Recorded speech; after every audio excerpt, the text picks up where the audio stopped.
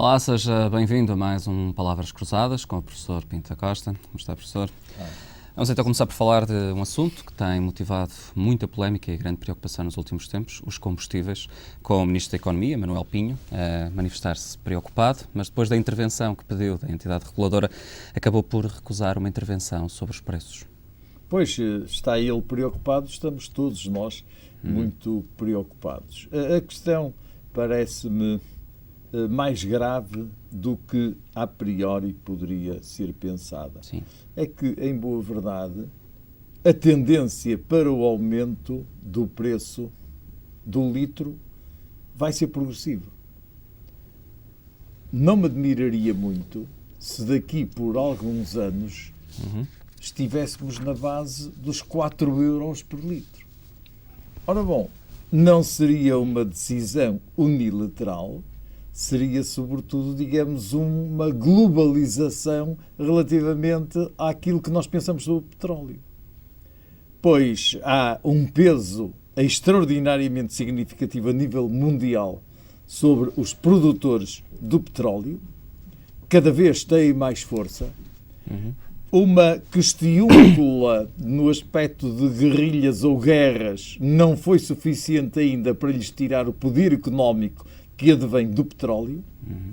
Por outro lado, não há energias alternativas relativamente ao petróleo, do ponto de vista teórico, pois a energia eólica, aquática, etc., tudo bem. A energia atómica, tudo bem, mas, de qualquer das maneiras, continua ainda o ouro negro a ser o ouro verdadeiro a nível mundial. De forma que, a mim, pessoalmente, estudando a nível planetário o que está a acontecer, sobretudo relativamente aos maiores consumidores, digamos que 4 litros não me surpreende, 4 euros por litro não me surpreenderia.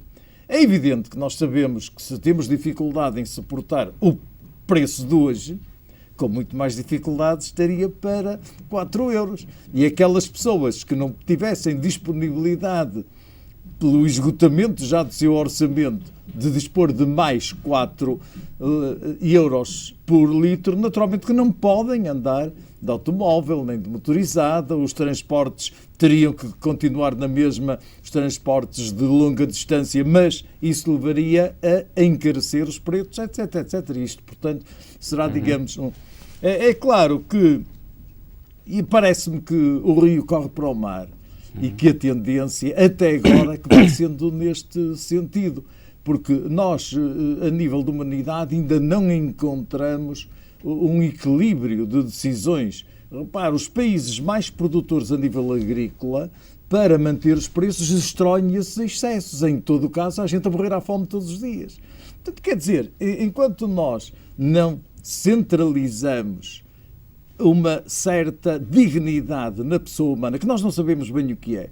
Diga-se por curiosidade que aqui há uns anos, há poucos anos, no Brasil, procurou-se qual era o entendimento do mínimo para haver dignidade humana. E depois de todos os Estados, com os seus representantes, chegarem a discussões do ponto de vista ético muito alargadas, só houve um ponto em que estiveram concordantes. É que a dignidade humana consistia em ir almoçar a casa. Ora bom, quer dizer, portanto, todos os outros valores foram preteridos e o que todos estavam de acordo é que havia uma coisa que era importante, que era poder ir almoçar a casa, não é sair de manhã quase de noite de casa e regressar a casa quase de noite, depois de um horário extensivo, que é extremamente prejudicial no conceito de bem-estar físico, mental e social, e até é uma causa de aumento de sinistralidade. Todos nós sabemos que há uma certa exaustão, nós temos um certo período de validade, não é por acaso que se estabelece ad hoc 8 horas de trabalho para uma pessoa, porque cientificamente está determinado que durante 8 horas a pessoa consegue manter um certo nível de responsabilização, de eficácia naquilo que faz. Após esse horário, um ou outro aguenta, mas a maior parte não aguenta. É por isso que os horários também são estabelecidos.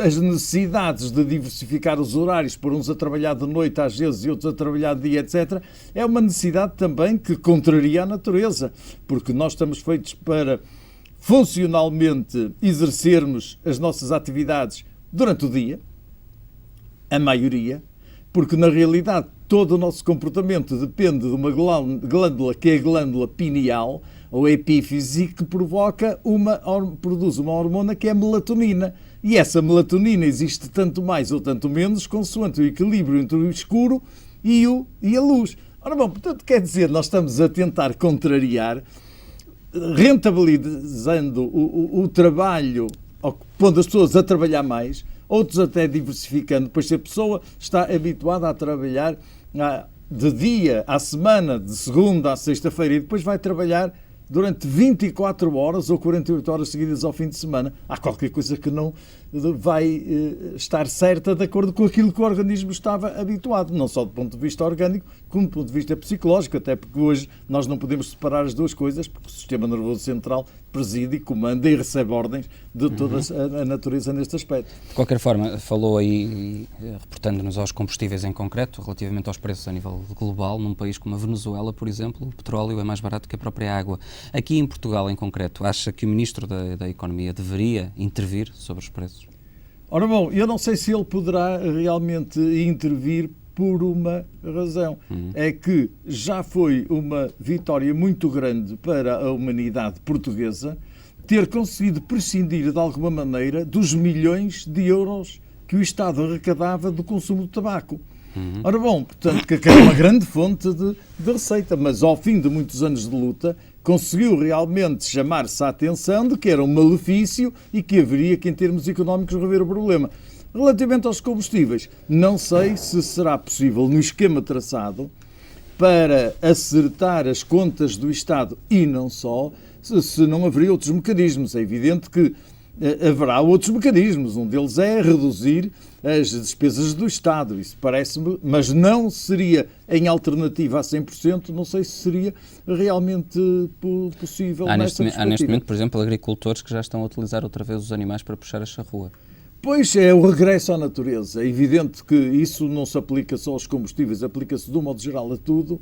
É que nós avançamos demais. Nós estamos em 2008, se estivéssemos com a nossa maneira de viver em 1950, talvez fôssemos mais felizes e não houvesse estes problemas que existem agora. Simplesmente substitui-se a charrua pelo trator. O trator é poluente. O trator vai provocar também desgaste físico e psicológico no trabalhador rural. Por outro lado, a dimensão do tempo também vai estando alterada porque faz tudo muito mais rápido. As próprias culturas também, para terem aquela rentabilidade, precisam de adubos. Adubos químicos são prejudiciais à natureza e assim sucessivamente. Portanto, não será um benefício também indireto. Hoje muitas pessoas não têm dinheiro para andar de automóvel, passam a andar a pé, mas o ideal é andar a pé. Mas nem sempre é possível. Nem sempre é possível, porque é evidente, se a pessoa gasta 2 ou 3 horas no trajeto a pé, tem que dimensionar a sua vida em relação a isso. Claro. Embora nós saibamos que há 50 anos, há mais do que 50 anos, 60 pelo menos ou 70, os trabalhadores da construção civil vinham dos Carvalhos a pé para o Porto trabalhar. Ora bom, é evidente que não vamos agora dizer que as pessoas têm que andar dos Carvalhos para o Porto a pé. Os tempos são outros. Até porque isso seria uma discriminação sobre as pessoas que menos rendimentos têm, mais uma vez. Não é? Já está a ser. A discriminação já está a existir, porque quem tiver maior poder de compra atesta o depósito sem sequer saber ao certo quantos litros é que meteu. Relativamente à proposta que o Partido da Nova Democracia faz ao apelar aos portugueses para que se manifestem, que façam buzinões contra o aumento dos combustíveis, o que é que acha desta Ora, proposta? Bom, eu acho que em política tudo é possível e tudo é permitido porque nós temos o consenso de que não há limites. Nós podemos insultar outro. Foi uma propaganda política. Não tem qualquer espécie de problema, porque é o consenso moral que nós já adquirimos. Pois, isto vem a propósito até de uma referência que houve no noticiário desta semana de um político chamar a outro de meia tigela. Ora bom, evidentemente que isto, digamos, numa conversa social era um insulto, mas numa campanha política parece-me que é perfeitamente, não digo correto, mas normal. Normal, porque nós até já chegamos, em termos de campanha política, tentar diminuir um candidato à presidência da República dizendo que ele não era casado pela Igreja. Ora bom, isto há limites, não é? Isso até é inconstitucional uma afirmação destas, mas chegou a ser dito. Portanto, quer dizer, em alturas emocionais, para obter uns determinados dividendos, nós construímos aquele sentido ético totalmente diferente do que era há 100 anos. Relativamente a essa afirmação que foi feita por Pedro Santana Lopes, que acusou José Sócrates de ser um socialista de meia tigela, para lá da expressão utilizada, o meia tigela, ele diz que José Sócrates tirou as reformas, tirou o emprego, castigou os mais fracos e ainda se ri quando lhe digo que há pessoas com fome no país. Para lá daquilo que se pode retirar que seja o insulto da expressão, acha que há alguma razão naquilo que Santana Lopes acusa Sócrates de não ser verdadeiramente um socialista? Ora bom, o problema não se põe de ser ou não ser, isto é dito na campanha, que evidentemente o Partido Socialista, se tirasse a palavra socialista, era muito mais coerente, porque quando nós estamos a pretender, vamos ao Partido Socialista, o que é que nós estamos a pensar? Que vamos entrar num socialismo. Ora bom, não entramos num socialismo, entramos efetivamente numa social-democracia, que é uma situação pouco diferente. De modo que, se calhar, dito noutro contexto, até a frase dele teve muito interesse, porque a comunicação social, não vi nenhum órgão de comunicação social que não falasse da meia tigela. Todas as rádios falaram, todas as televisões falaram e todos os jornais, de um modo geral, podem não falar em mais nada. E as notícias podem não ser muito exatas, mas a meia tigela, ele mostrou que realmente era um bom político, porque conseguiu despertar a atenção para ele próprio, que é o que está em jogo agora, uma vez que há mais candidatos, mediante esta frase, digamos, que toda a gente entende, não é? Claro, mas continuamos a falar então dos automóveis, neste caso não dos combustíveis, mas sim das scoots. E este fim de semana houve uma grande manifestação, que desembocou aqui no Porto, com mais de 1000 veículos a dirigirem-se até à Avenida dos Aliados. Uma grande manifestação popular contra estas scoots, sobretudo aqui no litoral norte do país. As scoots, eu reduziria o problema das scoots de uma maneira muito simples. É uma promessa não cumprida. E, portanto, o grande argumento contra as scoots está exatamente nisso. Porque se na campanha eleitoral que foi feita, se tivesse dito, vamos ver se conseguimos manter as scoots sem qualquer espécie de portagem, hoje, em face dos condicionalismos económico-financeiros, até seria possível, nós compreendemos, também pagamos as portagens noutras estradas. Aqui, agora, o que está em jogo, fundamentalmente, é que houve uma promessa de que não se mexeria nas scoots. E, a mexer nas scoots, o que também não resolveria o problema, haveria de manter umas alternativas. Exatamente. Embora a alternativa não fosse alternativa, porque quem não quisesse ir na scoot e quisesse ir noutras alternativas, ficava embarrilado. Como acontece atualmente, quem não quiser pagar portagens nas autoestradas, que for pelas também fica embarrilado. Se todas as pessoas, automobilistas e camionistas, se deslocassem não utilizando as autoestradas, mas sim as outras estradas, ficava tudo parado. Como ficou porque as pessoas resolveram dirigir-se à Avenida dos Aliados. Claro que aqui tem sido muito atacado o facto de não ter sido deixado livremente todas as pessoas chegar à Avenida dos Aliados. É evidente que é um facto, vamos focar a liberdade como máximo, eu quero ir para a Avenida dos Aliados, mas se eu, ao ir para a Avenida dos Aliados, vou impossibilitar que uma ambulância possa circular para transportar um doente grave, etc., inclusive bombeiros, se houver um incêndio, pois a determinada altura, se calhar quem organizou em termos de defesa civil entendeu que já não deveriam ir mais automóveis ou mais viaturas, porque já estava o trânsito altamente condicionado, não queria condicioná-lo mais, deu ordem à polícia, a polícia é que recebeu a ordem e atuou em conformidade. Não estou dentro do assunto, mas presumo e aceitaria se a modalidade fosse esta. Houve algumas acusações, nomeadamente por parte da CDU aqui do Porto, de que terá sido mesmo boicotada. Rui Sá dizia mesmo que esta é uma forma de atuação que tem vindo a ser usada por este governo para, isso é um facto.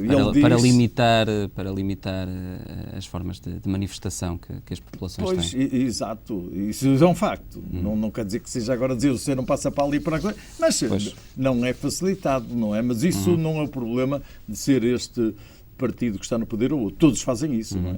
todos fazem isso, mais De ou menos. qualquer forma, relativamente às SCUTs, aqui do litoral norte, que é uma zona muito castigada, quer por desemprego, por dificuldades económicas e sociais, relativamente, por exemplo, à IC1, a alternativa que existe neste momento nem sequer se pode chamar uma alternativa, é a Nacional 13, pois onde é absolutamente impossível era isso exatamente circular. o que eu lhe estava a dizer, é que não há alternativas, mesmo que houvesse, não eram alternativas iguais, porque então teríamos que também estar a colocar impostos na nova alternativa, uma vez que era igual à outra que já tinha as portagens. O problema, o problema, como digo, para mim, o que me preocupa foi a promessa, porque foi um baluarte, em termos de campanha eleitoral, não interferir com as SCUTs, quando as SCUTs, na realidade, são, digamos, um ponto muito sensível em todas as pessoas do Norte e do Centro. Não vamos deixar do Centro, porque também uma é no Centro. Mas, de qualquer das maneiras, o Norte fica extraordinariamente afetado. Aquelas pessoas, por acaso a Charrua já é no Alentejo, mas aquelas pessoas que já começam a ponderar deixar o mecânico para ir para o manual, para o artesanal. Ora bem, essas pessoas, e que são grande parte delas, até porque as pessoas que não têm, digamos, essa atividade rural, já não estão lá porque migraram para os grandes centros, vieram para o Porto, para Lisboa, para outras cidades quaisquer. Ora bom, e portanto, não são essas que realmente têm o problema. Podem ficar dificultadas se uma vez por ano forem à terra passar o Natal. Isso não é significativo. É mais uma despesa que a pessoa terá. Agora, em boa verdade, relativamente ao problema das SCUTs, é um problema extraordinariamente grande, que eu acho que se as SCUTs vierem a ser aprovadas, será uma brecha muito grande na credibilidade do partido que está no poder. Muito bem. Falamos também agora do Serviço Nacional de Saúde e relativamente às eleições internas do PSD. Ferreira Leite e Passos Coelho querem terminar com o Serviço Nacional de Saúde gratuito. Aliás, dos candidatos à liderança do PSD, só Santana Lopes é que se mostrou contra. Pois, quer dizer, o problema do Serviço Nacional de Saúde é uma aquisição do 25 de Abril. Talvez a aquisição mais significativa, mais relevante. Essa perda, que ao fim e ao cabo era de nivelamento social, era um programa de justiça social, perante a realidade, nós vemos que o Serviço Nacional de Saúde hoje já não é aquilo que era. Porque manter o Serviço Nacional de Saúde é extraordinariamente oneroso.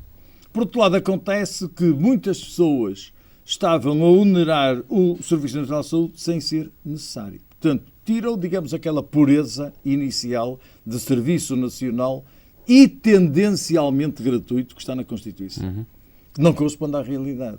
Portanto, não é só nisto, é muitos outros. Quer dizer, nós chegamos à conclusão quase que a nossa Constituição não serve, não existe.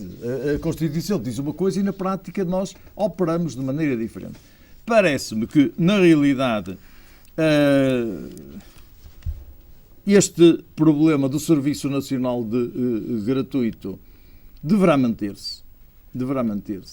Dentre as propostas, o radicalismo de dizer que acaba, como dois dos candidatos disseram, é mais realista. Porque a tendência vai exatamente nesse sentido. E mal. Do Dr. Santana Lopes parece-me mais consentânea com aquilo que seria mais possível, mais justo, mais equitativo. Quer dizer, o serviço seria grátis para aquelas pessoas que não tivessem qualquer possibilidade de colaborar. Aquelas pessoas mais diferenciadas, com maiores rendimentos, pagariam em proporção a estabelecer, etc. Ora bom, parece-me, na realidade, que este sistema seria mais razoável. De qualquer das maneiras, acabar com o Serviço Nacional, e quando se diz que o Serviço Nacional de Saúde que não presta e que o privado é que é bom, não é verdade. Não é verdade. Nós, se formos ver em termos de recursos humanos e em termos de aparelhagem, o Serviço Nacional de Saúde está muito melhor apetechado. Veja-se, por exemplo, as maternidades são ótimas, as privadas, mas se houver casos a sério, tem que ir para o hospital. porque não existem aquelas recuperações das crianças que nascem com partos complicados, etc. Isto para não dizer isso, e muitas outras situações, porque um privado conseguir manter aquele nível técnico que o Estado tem, por isso é que ele é extraordinariamente oneroso, parece-me complicado.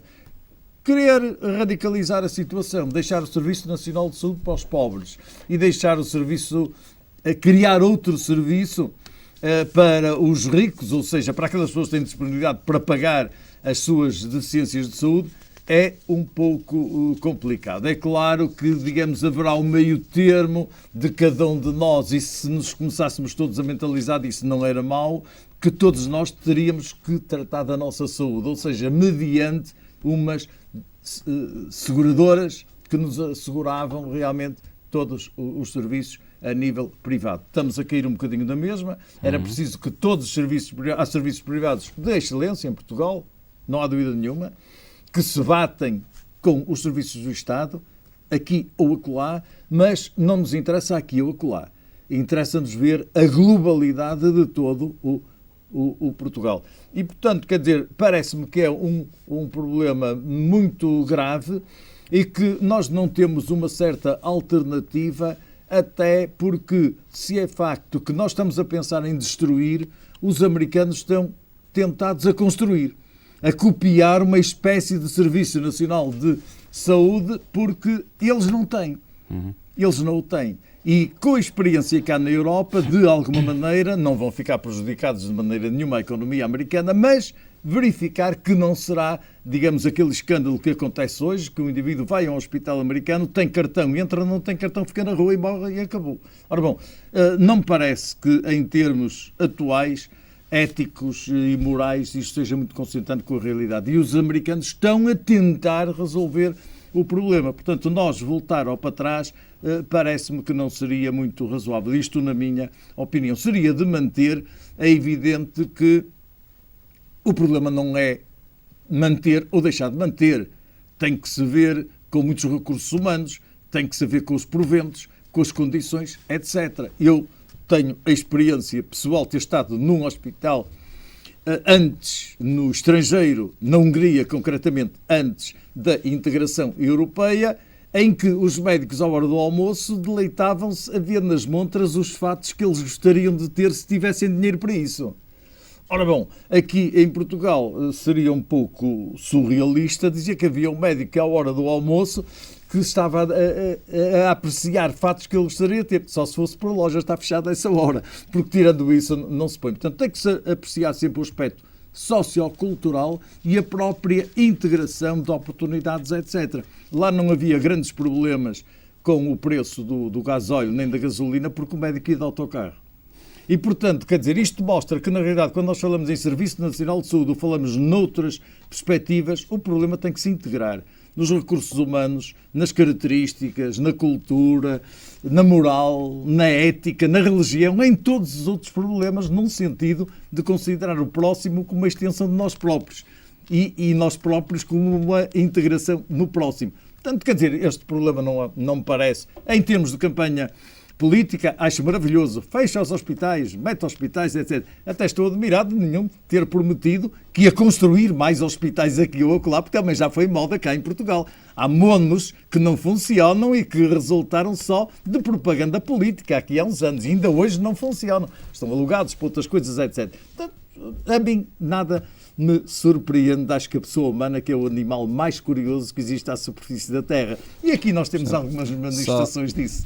Só mesmo para terminar, professor, resultados de um estudo que nos dizem que os melanomas aumentaram 400% em 40 anos. Estamos a falar do cancro da pele. São dados preocupantes. Já sabe que eu penso com os números. É claro que se calhar estes 400% é porque hoje nós temos muito mais conhecimento dos casos do que tínhamos há 40 anos. Primeiro ponto, é inegável que o sol provoca mutos melanomas.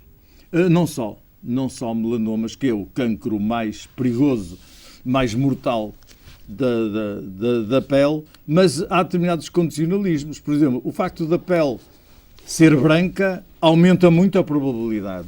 Quanto mais branca a pessoa é, quer dizer, mais probabilidades tem de vir a contrair o cancro. Mas aqueles escaldões quando nós vamos para a praia no primeiro dia da época balnear, que agora não sei quando é verão, inverno, As estações andam um bocadinho trocadas. Mas, em regra, quando nós íamos iniciar as idas à praia, no dia seguinte, ou passado, ficávamos com uns camarões.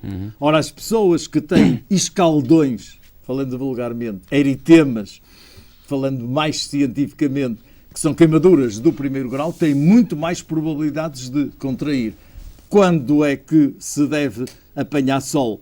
Quando o sol é menos perigoso. Ou seja, em regra, uns entre as 11 às 3 horas da tarde, outros entre o meio-dia e as 4 horas. Será secundário, se calhar é pela mudança de horário, mas nessa fase do dia as radiações são muito mais intensas e muito mais perigosas do que no resto do dia. Por outro lado, a pessoa defender-se, ter um chapéu, não se pôr com grandes exposições, não utilizar aqueles bronzeadores artificialmente, não é antissolar, são os bronzeadores que a pessoa fica maquiada, como se tivesse ido à praia. Alguns não têm grandes problemas porque não foram à praia no dia seguinte, na segunda-feira de manhã, parecem no emprego todos bronzeados, mas isso é maquiagem.